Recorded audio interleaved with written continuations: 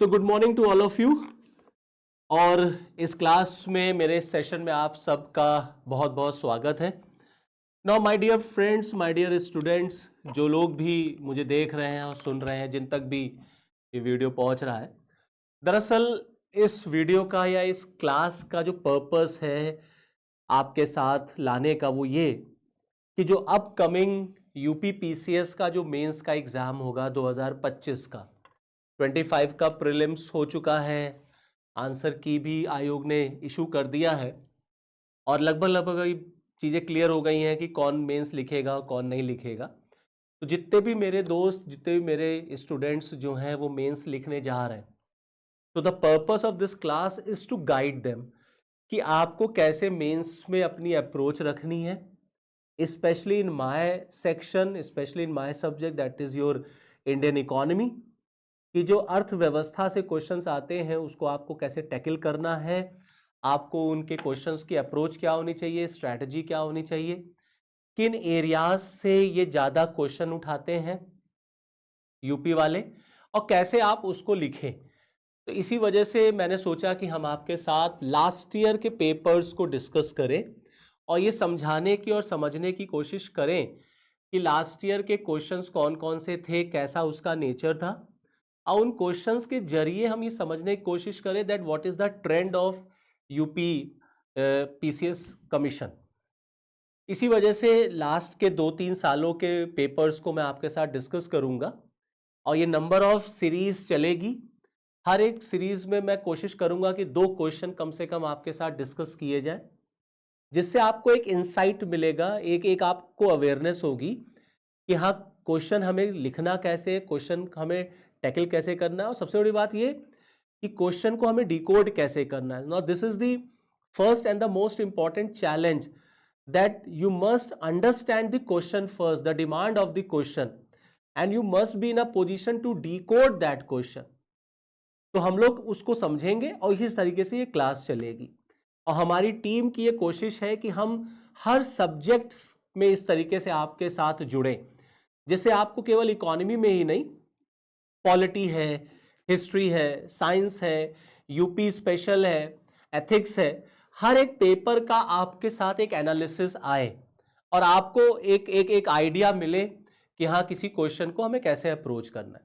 तो जितने मेरे छात्र, जितने मेरे दोस्त इस बार पहली बार आयोग का मेंस लिखेंगे या जिन्होंने लिख रखा है बट उनका मेंस क्लियर नहीं हुआ, उनके लिए ये सेशन बहुत फ्रूटफुल है कि क्यों नहीं मेंस क्लियर हो पा रहा है, एक एक नंबर की लड़ाई हो जाती है। तो अगर मेरा ये एफर्ट आपका एक नंबर भी बढ़ा देता है और आप फाइनली सेलेक्ट हो जाते हैं, तो मैं मानूंगा कि मेरा ये प्रयास सफल रहा। इसके लिए मेरी जो ये कोशिश है वो रंग लेकर के आई कि आप इंटरव्यू तक गए और फाइनली फिर आपका सिलेक्शन हुआ, क्योंकि कंपटीशन में एक एक नंबर जो होता है वो बहुत मैटर करता है।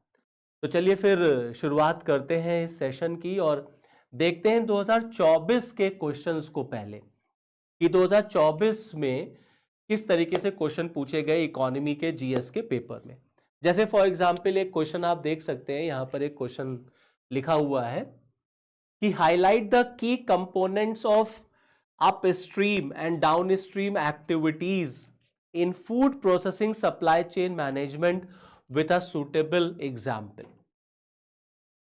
खाद्य प्रसंस्करण की आपूर्ति श्रृंखला प्रबंधन में ऊर्ध्व प्रवाह तथा अधो प्रवाह क्रियाओं के प्रमुख अवयवों को उदाहरण सहित समझाइए।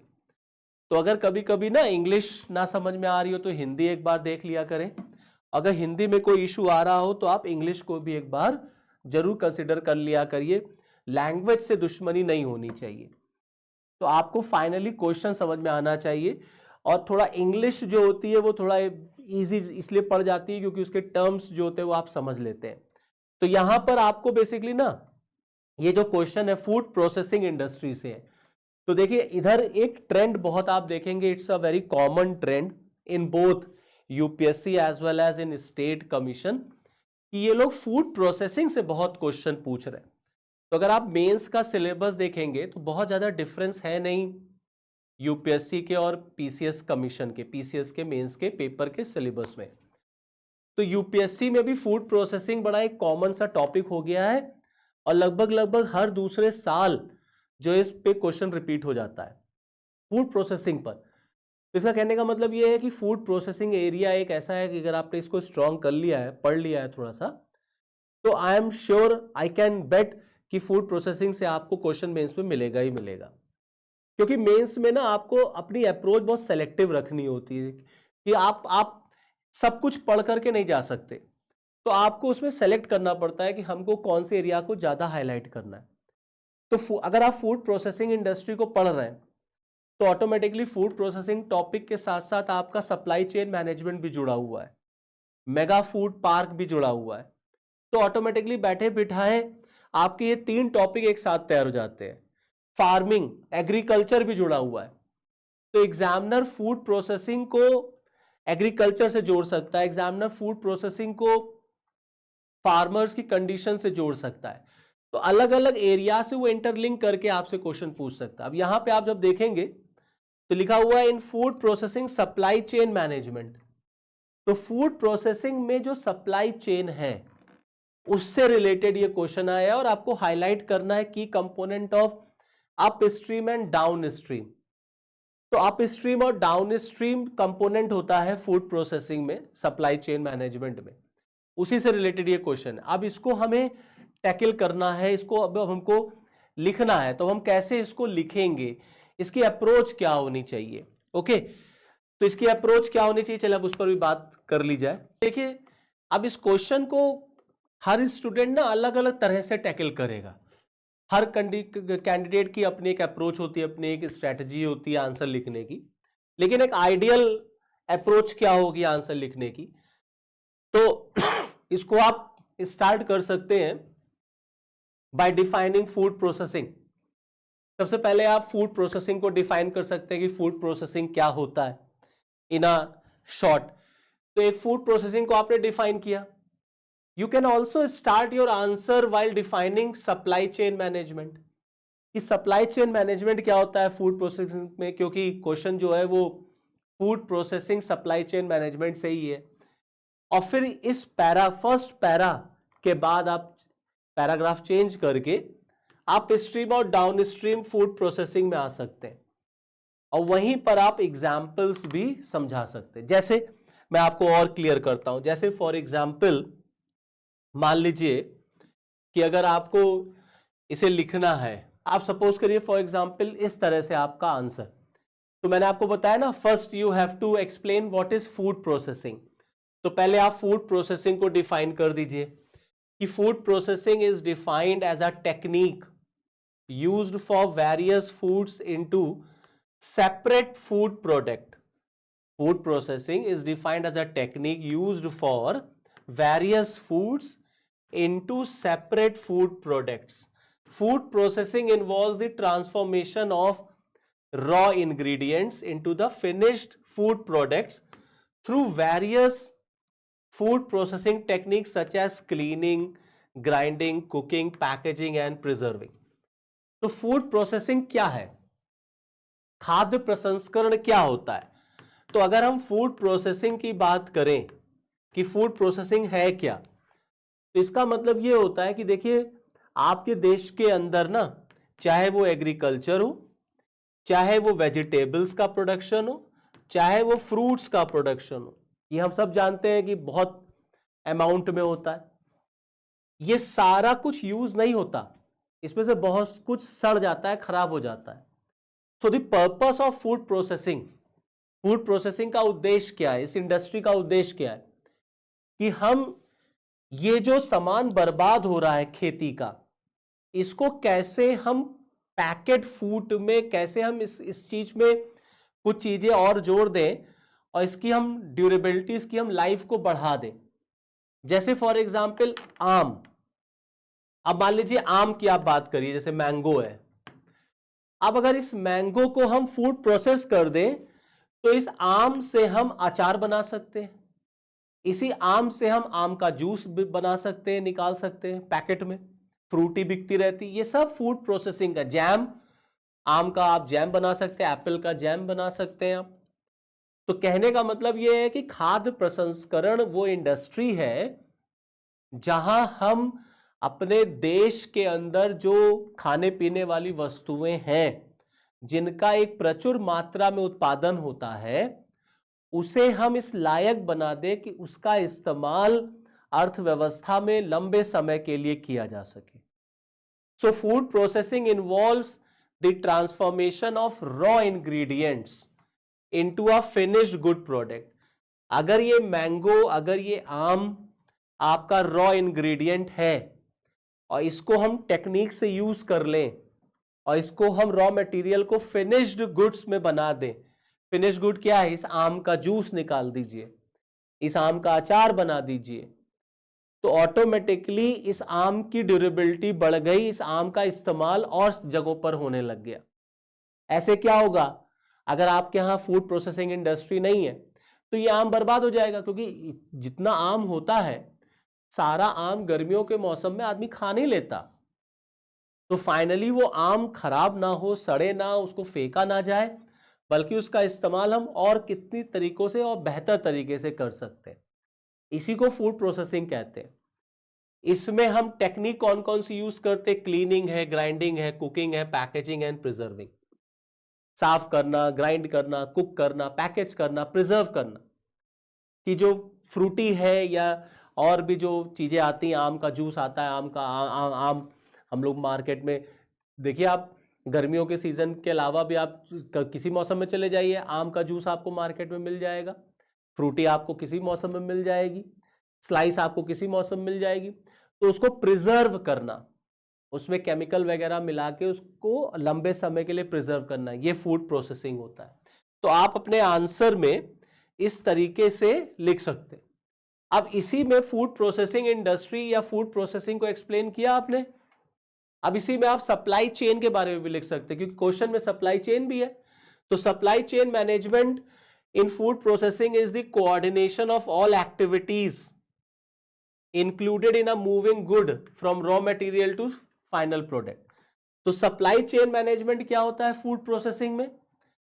ये वो एक्टिविटीज हैं या ये वो गतिविधियां होती हैं जिसमें इन्वॉल्वमेंट होता है वस्तुओं का from raw material to final product. मतलब आप जैसे मान लीजिए for example food processing industry में कोई चीज बनी, जैसे मान लेते हैं फूड प्रोसेसिंग इंडस्ट्री में हमने जैम बना दिया, मान लीजिए फॉर एग्जांपल हमने जैम बनाया।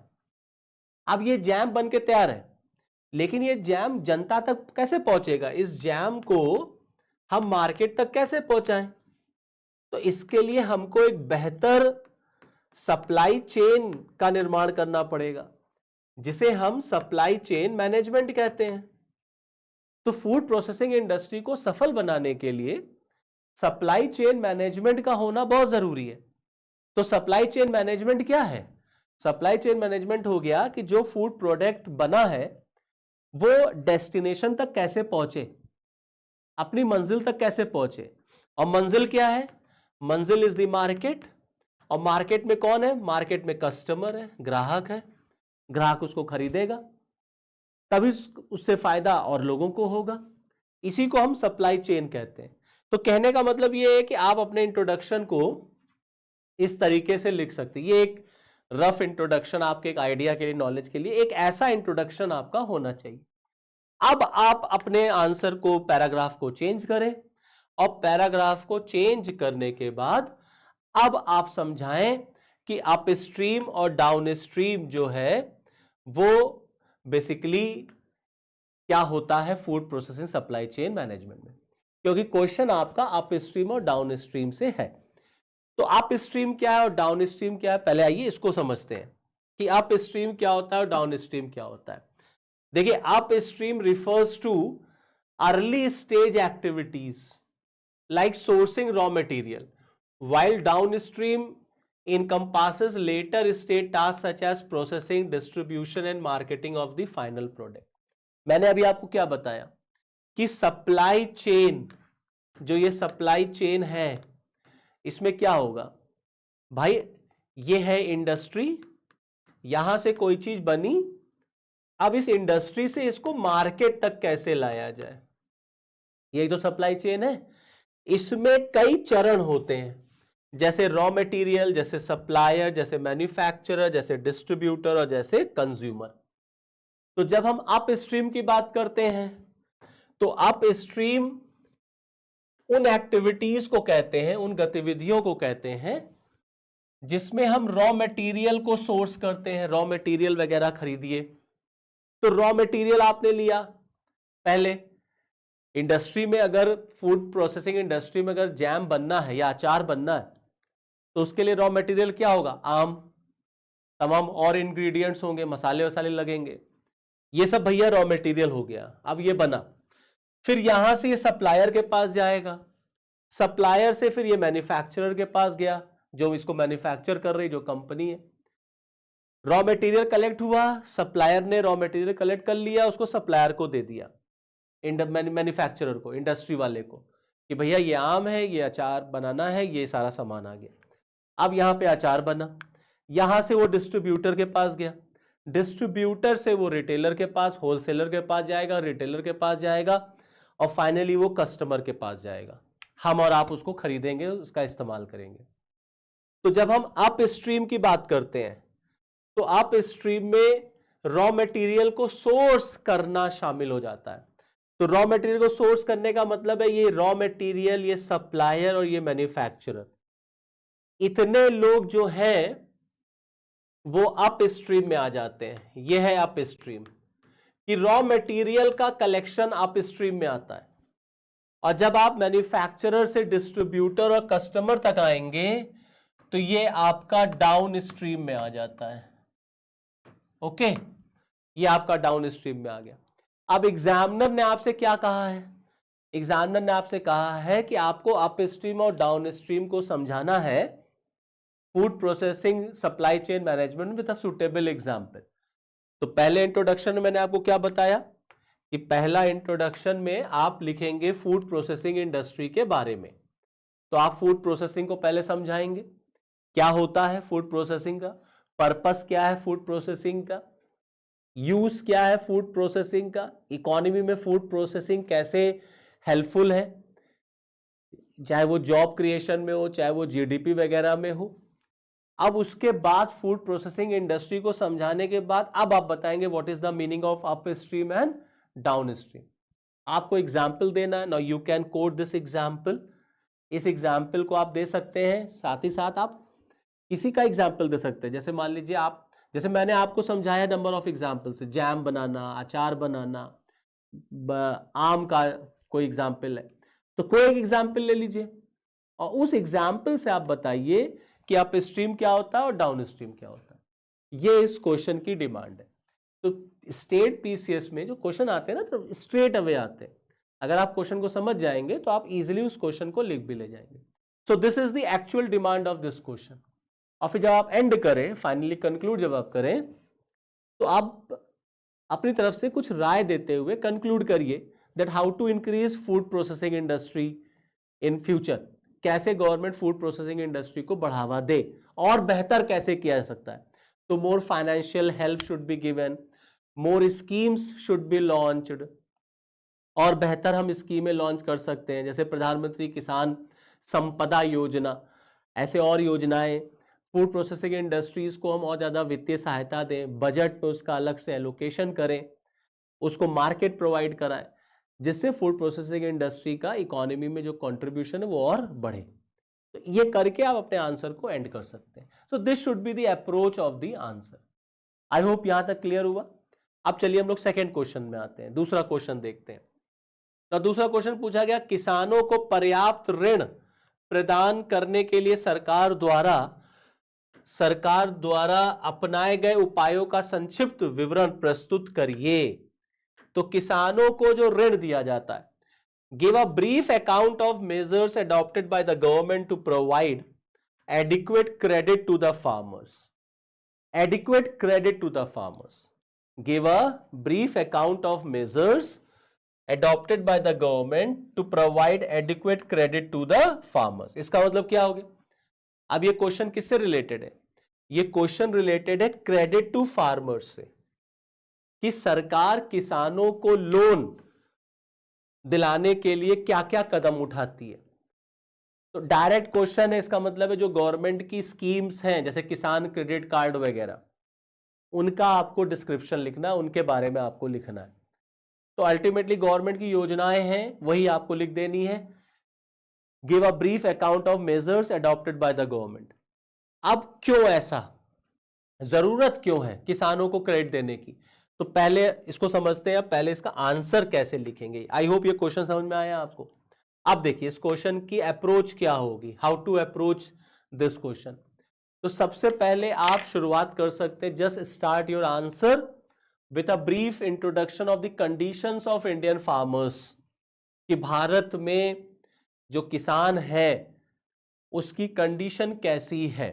तो भारत में किसानों की कंडीशंस बहुत सेटिस्फैक्टरी नहीं है। Since India is an agricultural based country, Indian economy, Bharat की अर्थव्यवस्था कृषि प्रधान अर्थव्यवस्था है, और भारत में किसान जो है वो उस लेवल पर नहीं है। तो ये बहुत ज़रूरी है कि अगर हमें अपने राष्ट्र को, अपने देश को, अपनी जीडीपी को विकसित बनाना है तो हमें खेती को, कृषि को प्रमोट करना पड़ेगा, और इसके लिए हमें किसानों की सहायता करनी ही पड़ेगी। तो एक तो आप अपने आंसर की शुरुआत कर सकते हैं इंडियन फार्मर्स से। एक और भी है, आप अपने आंसर की शुरुआत एग्रीकल्चर से कर सकते हैं, role of agriculture in country.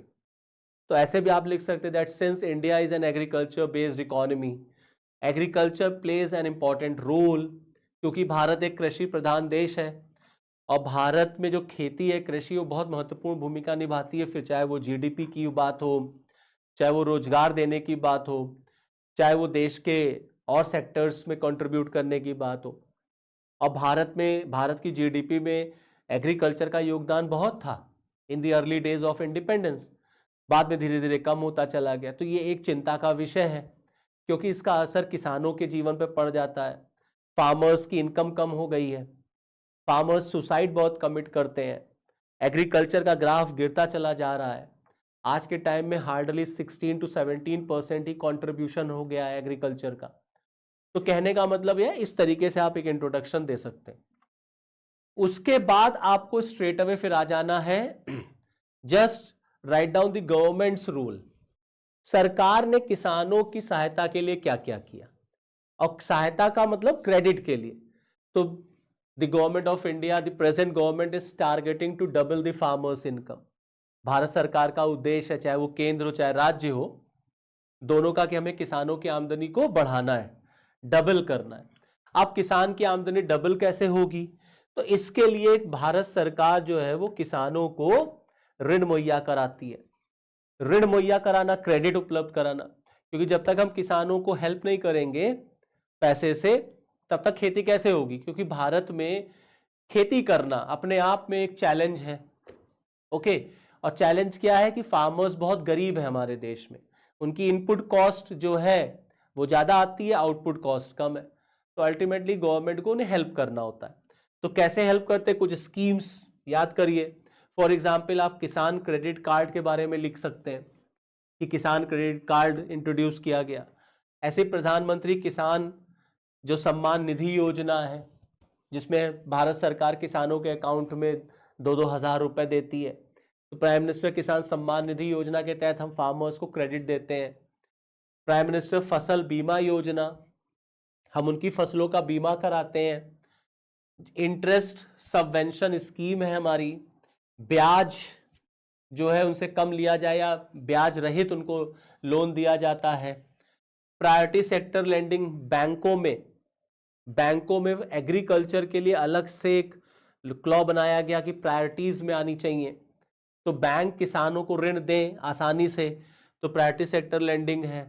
प्रधानमंत्री किसान मानधन योजना, ये भी किसानों को क्रेडिट के लिए है। एग्रीकल्चर इंफ्रास्ट्रक्चर फंड है हमारे देश में, खेती के लिए अलग से सरकार ने पैसा, एक फंड बना रखा है, वहां से किसानों की हेल्प होती है। प्रधानमंत्री कुसुम स्कीम है हमारे यहाँ फार्मर्स के लिए। और जो फाइनेंशियल इंस्टीट्यूशंस हैं, जो बैंक्स हैं, जैसे नाबार्ड है, जैसे आरआरबी है, जैसे कमर्शियल बैंक्स हैं, इन सब से हम किसानों को लोन दिलाते हैं, ऋण दिलाते हैं। तो commercial banks priority sector lending के तहत लोन दें, आरआरबीज लोन दें, केसीसी किसान क्रेडिट कार्ड के तहत लोन दिलाया जाए। तो ये सारी स्कीम्स, ये सारे स्टेप्स आपको आंसर में लिखने हैं। इसमें आप नमो द्रोण दीदी का भी उल्लेख कर सकते हैं। हालांकि नमो द्रोण दीदी मैंने लिख दिया है, बट जो ये नमो द्रोण दीदी स्कीम्स थी, इसमें हम महिलाओं को जो है बेसिकली हेल्प करने की बात थी। यहां पर गांव में जो क्वेश्चन पूछा गया है वो क्रेडिट टू फार्मर्स है, ठीक है। So this scheme is not required. अगर लिखना चाहे तो आप लिख सकते हैं, बट उतना ज्यादा हार्ड एंड फास्ट रूल नहीं है। तो कहने का मतलब ये है कि ये आपकी सारी स्कीम्स हैं। अब क्वेश्चन क्या पूछा था, जरा क्वेश्चन को एक बार फिर पढ़ लीजिए तो आपको और अच्छे से समझ में आ जाएगा कि क्वेश्चन क्या था। देखिए, give a brief account of measures adopted by the government to provide adequate credit to the farmers। तो किसान को जो क्रेडिट की बात है उसके लिए सरकार ने क्या क्या कदम उठाए हैं, कौन से मेजर्स लिए हैं। ओके, अब कौन से मेजर्स लिए हैं सरकार ने, जरा फिर उसको एक बार नजर मारिए।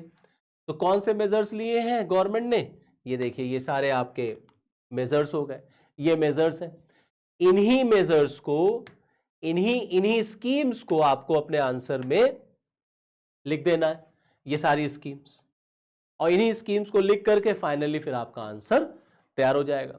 फिर जब आप कंक्लूड करें तो आप फार्मर्स के लाइफ को और बेटर कैसे हम बना सकते हैं, तो डबलिंग द फार्मर्स इनकम जो गवर्नमेंट का टारगेट है उस पर सरकार को विशेष ध्यान देना चाहिए, और सरकार को किसानों के मैटर को और सीरियसली लेना चाहिए, both at the centre level and the state level.